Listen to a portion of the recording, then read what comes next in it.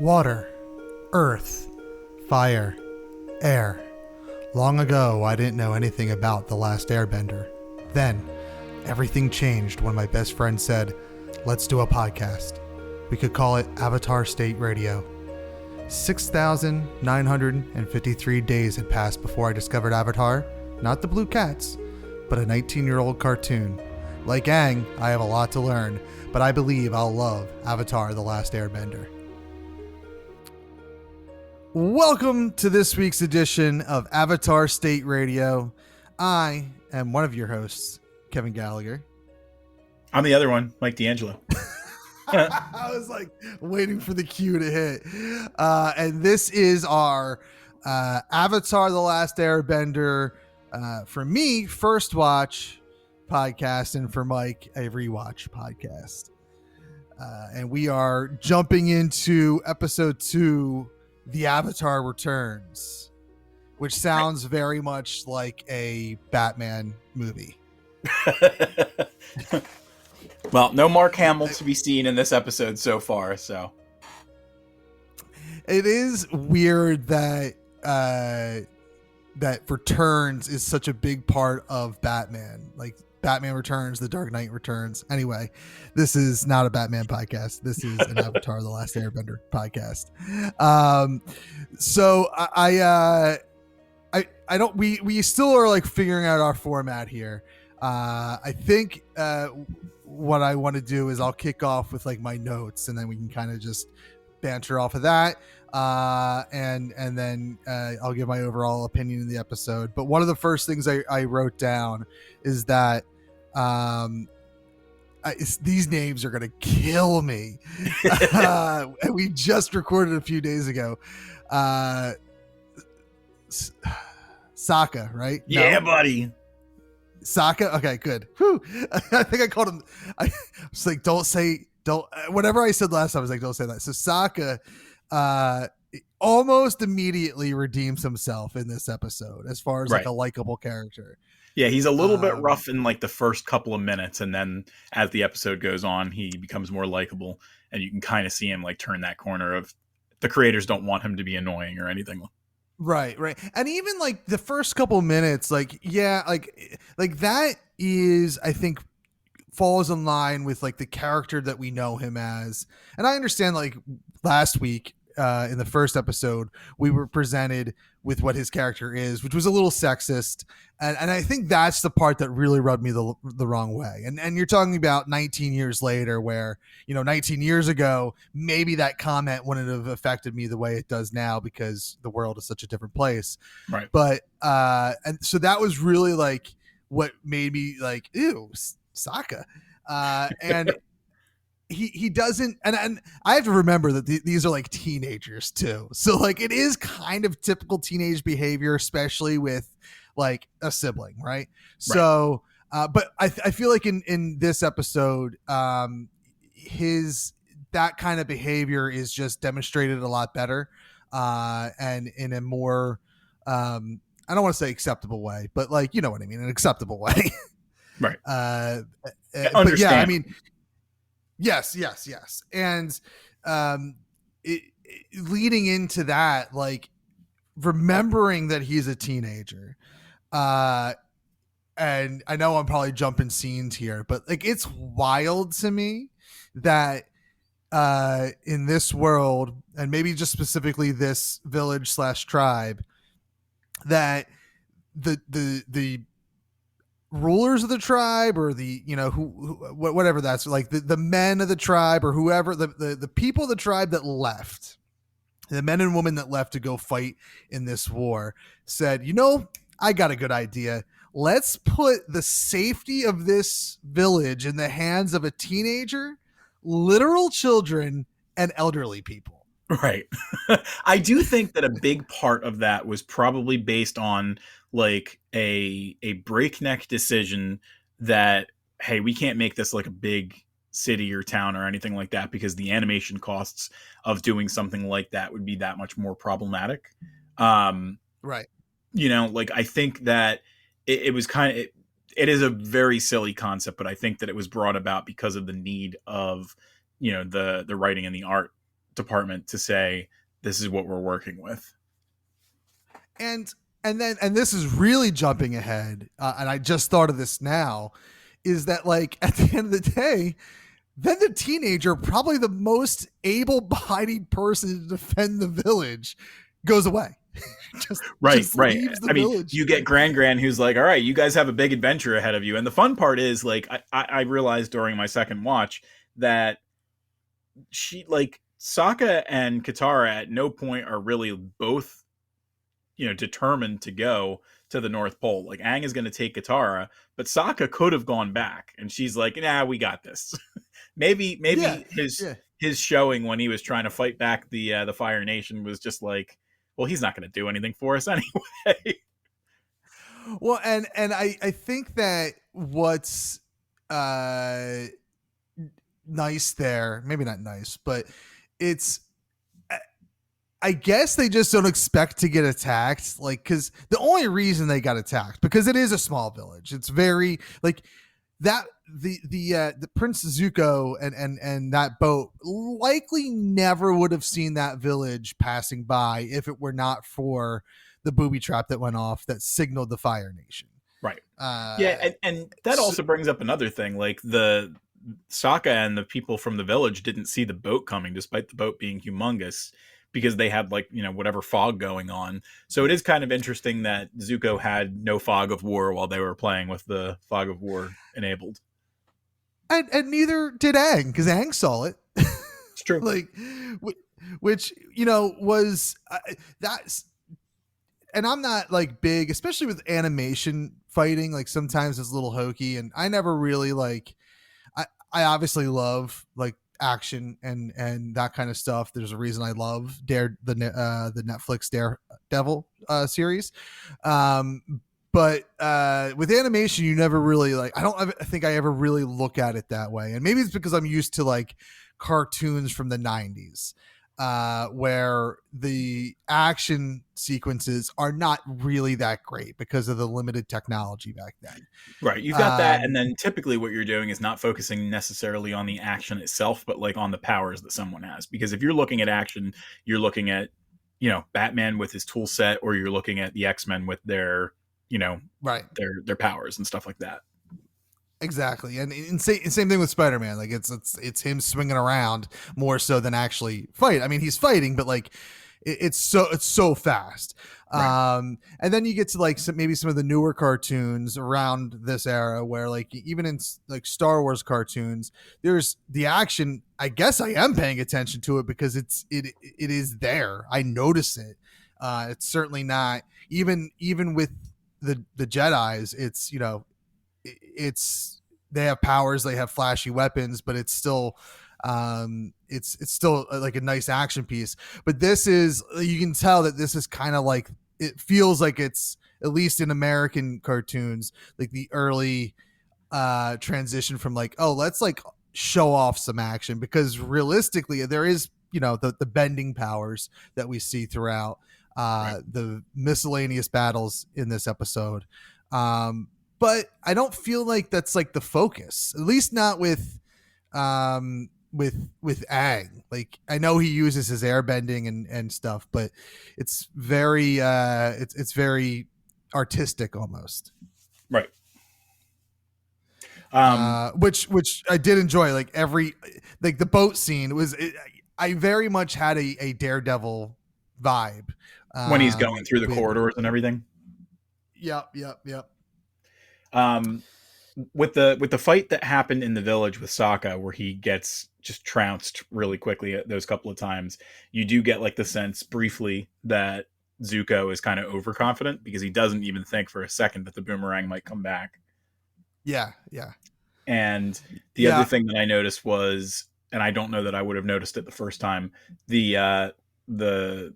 gets kind of dinked in the head with his own weapon briefly before Zuko snaps it in half. And then when Sokka goes to grab the staff on the boat, yes, and Zuko grabs it as well, he dinks him in the head 3 times as well. Yeah, I did notice that. I didn't make a note of it, but I did notice that. And I thought, as I was watching it, I was like, that gets you little dick. And I don't think I realized in the first episode that Prince Zuko is also a child. Like, I mean, Right. I don't know if he actually is, but this Well, episode, he is, he's because Aang, he says, I was expecting an old man and you're just a child, and he goes, well, you're just a teenager. oh, okay, I missed that line, but uh, yeah, I like this episode. I would say more so than the first episode, he is presented as a teenager, like Right. definitely presented as. Uh, Whereas I feel like the last episode, like there was an air of confidence about him or something that, like, oh, he feels like he could be a 20-year-old, Right. like a young adult, where he very much is a teenager in Right. this one. My thought process, and I don't know that I've ever like looked it up to validate it, but I think that he and Sokka are relatively the same age. And that would check out just based off, like, both of them really. They both have, well, they're obviously very different in the sense that, like, one of them is quote like good, like does not want to overtake the world, and the other one, the prince is like, he's obviously the bad guy. They are very similar in, like, oh, like kind of cocky, like typical teenage boys, right? Like just kind of an air of confidence that we all have when we're teenagers into our 20s. So I would, and again, this episode I think makes that evident more so than the last episode, that they're about the same age. Whereas last week I would have said, oh, this is a man that's going to go attack a bunch of children.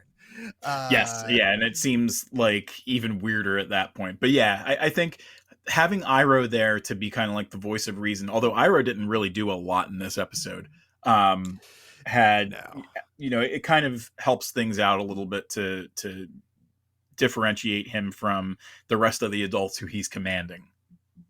Right. And kind of, circling back to Sokka's, like, character development here, where again, he immediately redeems himself. While he's got that cocky kind of arrogance about him, about having to defend the village, and we're like the last line of defense, like, as soon as he realizes that Aang is, even before I think this is great. Even before he realizes Aang is the Avatar, he's as appreciative of Aang coming back to help them. Right. It was kind of a funny, like, hey, Aang, good to see you. Yeah. Yeah. And it was like very childlike, which, I get why. But then he finds out he's the Avatar, and then there's like a sign of respect that, oh, I need to go help Qatar rescue our last hope at saving the world. And ultimately, yes, I think there's the moments that he kind of lets his, like, child out is great. Like when they finally get Appa to fly. My note here says, yip yip, fly goes the Appa. Yeah. Yeah, like they all get brief kind scene. of like, oh, go ahead. I was going to say that brief scene where he's like so happy and amused that they're flying, and then Qatar is like kind of smugly looking at him, and he's like, oh, let me just brush that off because I got to be the cool older brother. Right.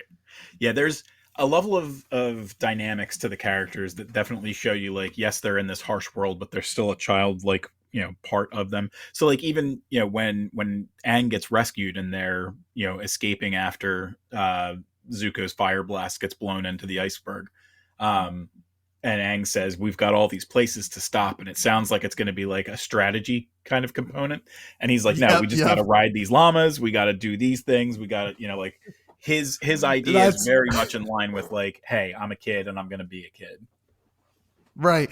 And that's my final note here, was that the episode wraps up reminding us that the savior of the world is a legitimate child who wants to go make some wild side trips and ride various animals. Yeah, the koi fish and the jumping llamas. Right. And I think that it is, a lot of times when we have shows with children as the protagonist and the heroes, sometimes they don't get to be kids. And like I would like I dare I say like Stranger Things is a great example of like I guess when things aren't happening they get to be kids, but when the Demigorgon is around they're all of a sudden like, oh, we can't be kids. And I Right. guess, you know, when the same can be said here, but I don't know, I feel like it's not the norm to see that like childlike wonder in our hero's eye about going to ride the koi fish, Right. or the, you know, go penguin sledding or whatever. Right. Yeah, I I think think that's kind of a refreshing thing. yeah, in Stranger Things, like I don't think I would expect to have anything like while things are happening, but like maybe something along the lines of like Percy Jackson, the live action Percy Jackson that we just saw. You know, like, and even then it's like, hey, I'm on a timeline, you know, like I really can't be distracted too much. Um in this, like the timeline really isn't put into play at this point. So like the Avatar can Right. take his sweet time and, you know, do what he wants, but that might change in the future. Well, and like part of it also, and this is just me, you know, theorizing right now, is that like he doesn't understand the full, you know, issue that's happening right now because he's literally been off ice for 2 days, Right. maybe not even a day, And, because this episode immediately takes place after the booby trap boat. right. So And in addition, he mentions like, oh, I'm going to go and find the other airbenders. And as we know at this point, like they're extinct. So like he's still holding on to hope and right. thinking like, hey, I'll, you know, all these things that people are saying to me, probably exaggerated. But as we see more of the world, are we going to determine that that's true or not? Which is wild when you say that, because you're right, he does mention something about looking for the other airbenders, but then the end of the episode he's like, you know what, let's go ride some animals first, Right. before we look for airbenders or go practice our airbending, or, you know, water bending. Right. Which that was another cool scene, which is a seeing that Aang, even with just his airbending, he can handle his own against a Fire Nation firebender prince who's literally trained his entire life to like battle with his bending abilities. Right. And Aang, I mean, I guess presumably he for years he did train as well before he was on ice, but clearly the younger of the two and should be outmatched, but can hold his own even without the avatar powers. Right. But then we see you know, the avatar state happening, and we get our like first good taste of like powerful water bending. Right. Yeah. I mean, at this point, we see that he definitely, at least when he's got the blue eyed, you know, kind of thing going on, he's more powerful than Katara by far. You know, she doesn't really have a lot of an opportunity to shine in this episode. You know, she has a little bit of her temper tantrum when she's telling Sokka to, you know, Mm-hmm. he's never listening to her and everything, and then he's like, "Are you going to get in the boat or not?" The only real shot that she has to shine is when she's trying to, you know, ice the firebenders who are coming at her and Sokka and Appa, and she accidentally ices Sokka instead, and then turns around and does the same thing to ice them. But I Yeah. mean, Aang in his enhanced state is able to do like wonders right away. So, and that might kind of contribute to the idea that he's better suited to fight someone like Zuko, even without training. You know, like he might not have needed to train as much because he's got like an innate ability to control those kind of things, whereas Zuko might have had to learn it. And we Right. also like even outside of the one-on-one fight that he has with Zuko, in the process of him running throughout the ship with his arms tied behind his back, he's got some moves because he's doing like the kind of swirly whirl through that one corridor, going through people's legs, like doing front Yeah. flips over top of people and like hooking the rope on top of like the spiky bits of their helmets. Like there's a lot of that's beyond training, I feel like.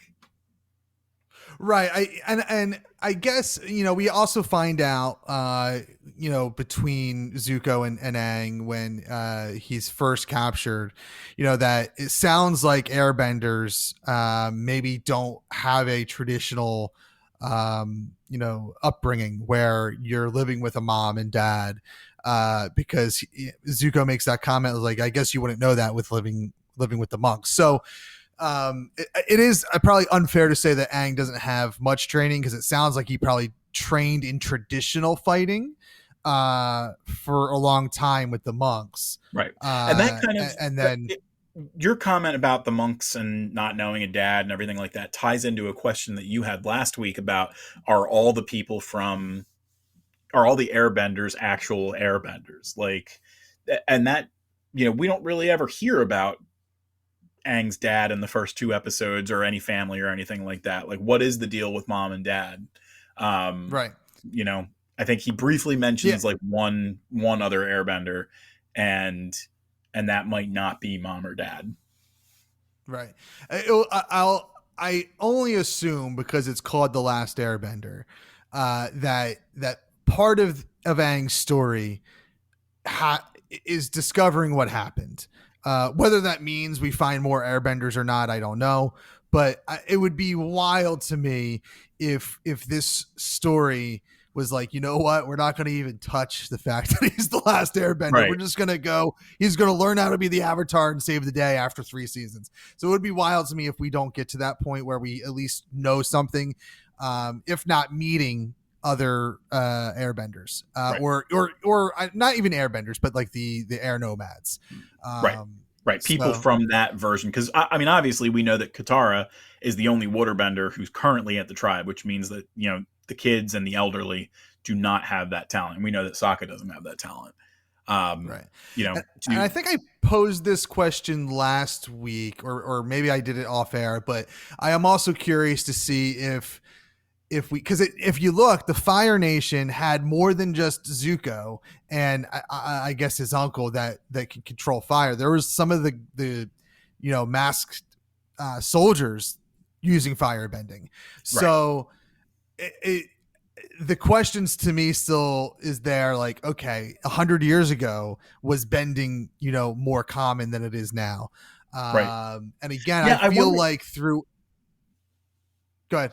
I was going to say, I wonder if, well, let's figure out the end of your thought, because I don't want to drag it away from what you were thinking. I was just saying, I'm wondering if part of Aang's journey, when he's hopefully, I assume, going to find out more about the airbenders and the air nomads, if that question helps get answered of whether it was more common back in the day than it is now. Right. Because it just they kind of seem like they go together almost. Right.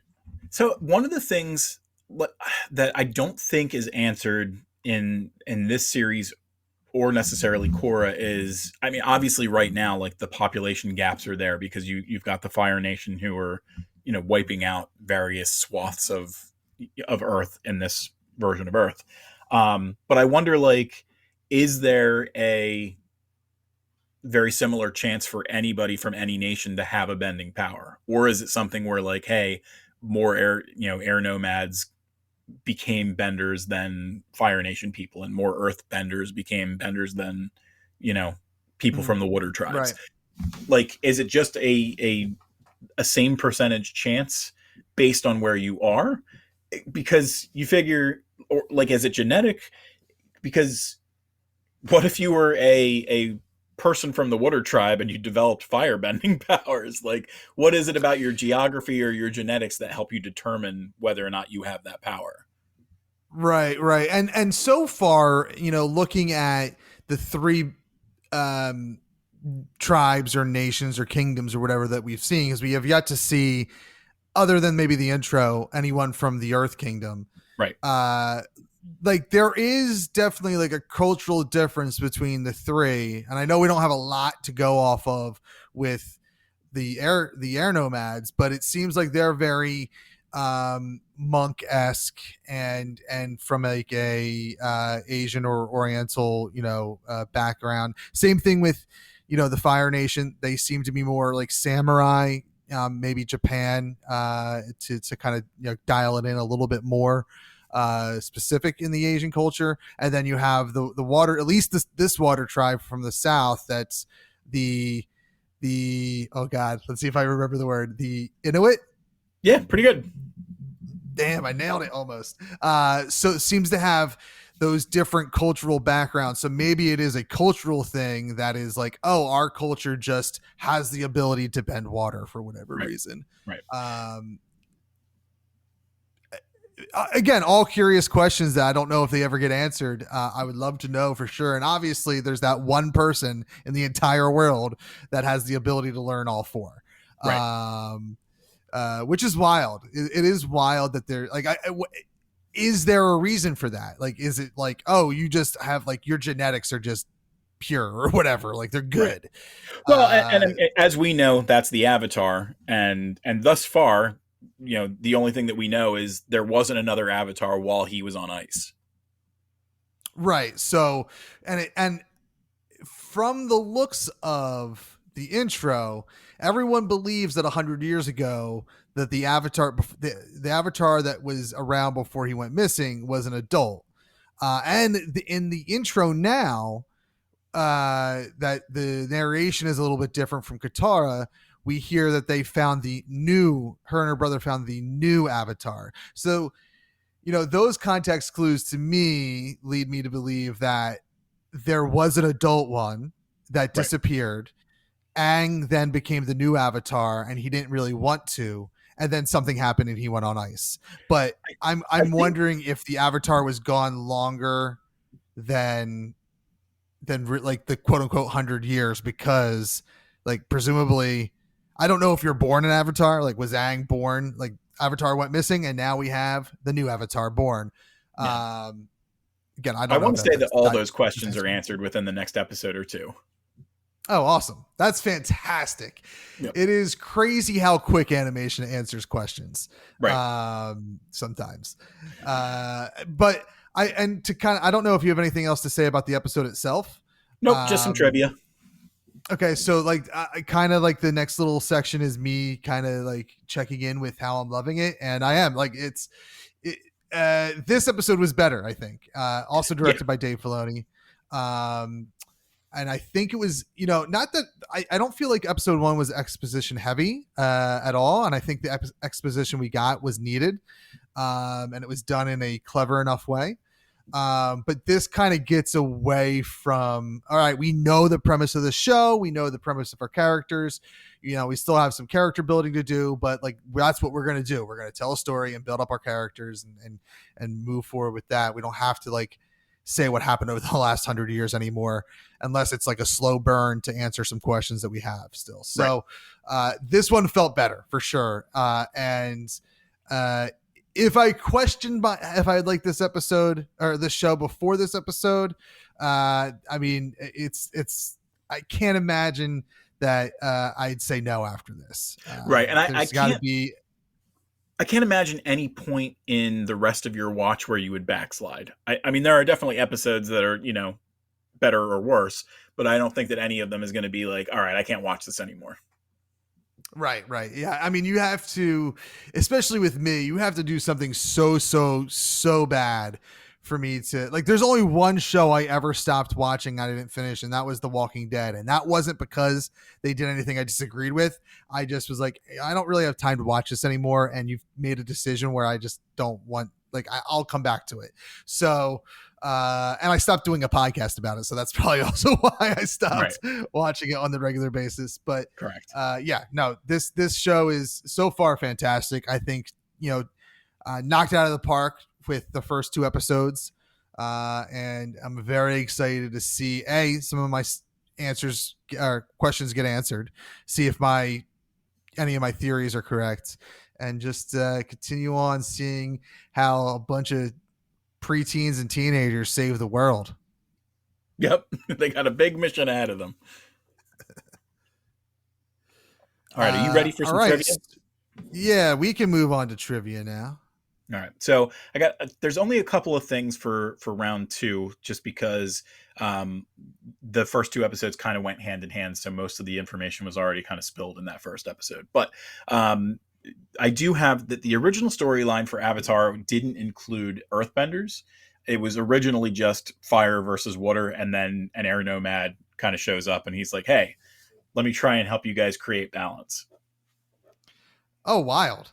Yeah, so it is kind of interesting. I mean, it doesn't change anything from what we currently see, but it is kind of whenever we consider like the elements, like you and I grew up playing Final Fantasy and things like that, Right. so we've always had the four crystals and things like that. Mm-hmm. You know, we've always had that kind of mentality. And like you had mentioned in the staff notes or the show notes or whatever about Captain Planet, the only thing that sometimes shows up is that like weird fifth element that they kind of throw in from Right. time to time. Right. That's such a funny thing that you just mentioned, because I don't think that shows up. Like this is the first time anyone's ever going to hear about that, because I think I mentioned that in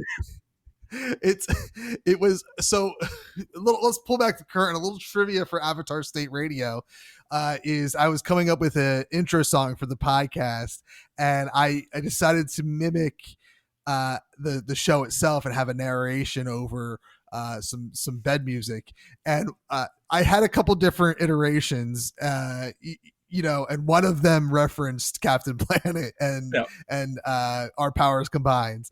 That didn't make the cut. So I thought that it was going to be part of the first episode, like the first episode of Avatar. I was going to, but it was just so much. It was just so much. We're going over trivia for the show, and we somehow stumbled on trivia of our own show. Yep. So, you had mentioned in in looking at the Fire Nation like uniforms and everything, that they felt a little bit more like Japanese samurai and everything like that. And they're supposed to be, at least like if we compare things to what we see in the Fire Nation ship, they're supposed to be inspired by ancient Chinese stuff. So like they've got some old Chinese pottery and things like that we see. So I think it's supposed to be the Fire Nation's kind of Chinese. The air nomads might be a little bit more like Tibet, Nepal, that kind of thing. Yeah, I totally get that feeling. Yep. And then the Southern Water Tribe, at least, is supposed to be more Inuit. And then we don't see the Earth folks yet to really make that distinction. But right. And it's especially with like the air nomads and the Fire Nation, based off of like their inspirations. Like from our point of view, from the Eastern world, it is at face value. I shouldn't say that, because monks in Tibet, they obviously are different. But I would say, I guess realistically, the Chinese and the Japanese and the Oriental culture, from an Eastern standpoint, kind of all blends together. So I did like, yes, I don't know that I could point out the difference between Chinese pottery and Japanese pottery. Right. Well, and I only know it because I've got the trivia right in front of me. Right. Right. So I'd be curious to see, like, to even like eventually sit down and like look that up myself, just to like better educate myself. But it would be I'm curious at if the folks who put this show together, how much research they did to like, all right, like we want this to be exclusively inspired by like Chinese culture versus Japanese culture, and like what do we do to make sure we don't mix the two up, so that like because I would imagine that like if someone's looking at me and says like, oh, you're a Southerner, like I get a little angry at that, because I'm white and have a beard. So I would imagine it's very similar, when you're of Asian descent, to like, oh, like you're Japanese, right? No, I'm Chinese. Oh, it's the same thing. Like that's an ignorant thing to say. Oh yeah. So yeah. I'm curious if that culture, like how much research they did in the culture to like make sure they got it right. Right. To be non-offensive, to be inclusive in certain ways. Yeah, there's a tremendous balance that you have to walk to make sure that you're doing that the right way. Right. And I don't even know who created the show, so maybe they are diverse people that created. I'm just used to things I'm used to shows, especially in like the 90s and early 2000s, that are featuring diverse things just made by white people. Right. So, Exactly. like, I would imagine that it's a bunch of white people that created this American show that's, you know, anime inspired, and obviously has a lot of. I mean, like, even looking at, like, I go to the episodes Wikipedia to like just refresh my memory from 20 minutes before when I just watched the episode, just to kind of get like the finer details. And like all over it, they include, I don't know if it's, you know, Japanese or Chinese or what language it is, but they include like that, the symbols to spell in that language the Qatar's name. You see it in, again, I don't know if it's Chinese or Japanese, but you see it in an Asian language. So it's very clearly inspired by Western culture. It's just always curious to see when the creators, how much care Right. they put into that, because some creators don't and other creators, and I would imagine a show that's beloved and has gone on to spawn so much IP, they obviously did a great job. Yeah, they absolutely did. So one of the other things that we see is, and obviously we mentioned it in our talk about this already, but we see that Aang uses waterbending for the first time, um, almost as though like it's been ready there the entire time. 2 days before he's been out of the ice. So him and Appa have both gone in the drink before, and in theory, he had the ability ready all that time. Because yes, he's been on ice for 100 years, but it's really only 2 days of consciousness in between. So the only thing Right. that's really there to steer him towards it is maybe seeing Katara waterbending, and her calling out his name while he's descending into the ocean. Yeah, that that is very curious as to like why he couldn't do it before, because obviously he knew he was and like, now we know, like, that was a question I had last week. He knew he was an avatar, and obviously it sounds like a not fully trained avatar, because he doesn't uh, know how to do any of the other bending abilities when he's not in that avatar state. Right. But yeah, it feels like that avatar state kind of kicks in, like when, okay, I am failing my body, like I'm unconscious, and I'm not really in control right now. So the avatar state kind of kicks in to like save his life or save the people that are around him, their lives as well. Right. But We also. Oh, go ahead. I wasn't going to say, I was about to wrap it up, but it sounds like you have one more thing to say. I got two more things. So one, we'll give Gran her due first. Gran is a voice actress who's had a lot of work in the past. She actually voices Princess Aurora in She-Ra, the Princesses of Power, back in like 85 to 87. Oh, wow. Like old school. Right. Old school She-Ra. And the other thing is, while we see that Aang is definitely able to hold his own in a fight here, this would have been his first actual bit of combat that he'd ever seen where he was not practicing with somebody. It can kind of be inferred that Zuko probably has seen some kind of combat with other people, not yes. of in his own group. But just like we were talking about before, where Aang has had training and everything, this would have been his first time fighting for his life. Yeah, for sure. Because I mean, like the last episode infers that there was no conflict before he was on ice. Right. So yeah, that's even more impressive. It makes it even more impressive that Aang was able to do what he did against not just Zuko, like the entire personnel on that ship. He was able to almost basically hold his own until like the very end there, with no real world practice. So Yep. And obviously Zuko like says at the end there, like, I will not underestimate him again. So like that's it will be curious to see their next showdown and how that goes. Exactly. So, well, with that, I don't think we have anything else to talk about with the Avatar Returns episode 2 of season 1, or book 1, if you will, for Avatar: The Last Airbender. Mike, where can people find you? You can find me on the Tellus website at tellus.com, or you can find me in Twitter, Twitch, all that stuff, with either combinations of at Tellus or at that Tellus guy. And I am Kevin Gallagher, the last Podbender, if you will. And I can be found on social media pretty much everywhere at that nerdy Kev, with like TikTok being my most used one at the current moment. Facebook, if you want to find me on my public Facebook page, it's at that nerdy Kev 1984. I also host a podcast called Everything is Awesome, which is available every Monday on Apple Podcasts, Spotify, Amazon Music, wherever you get your podcasts, and of course, awesomepodcast.com. And with that, Avatar State Radio can be found officially through our social media channels, because I'm not creating another social media one. But despite the fumble we had last week, you can find us at avatarstateradio.com. Woo!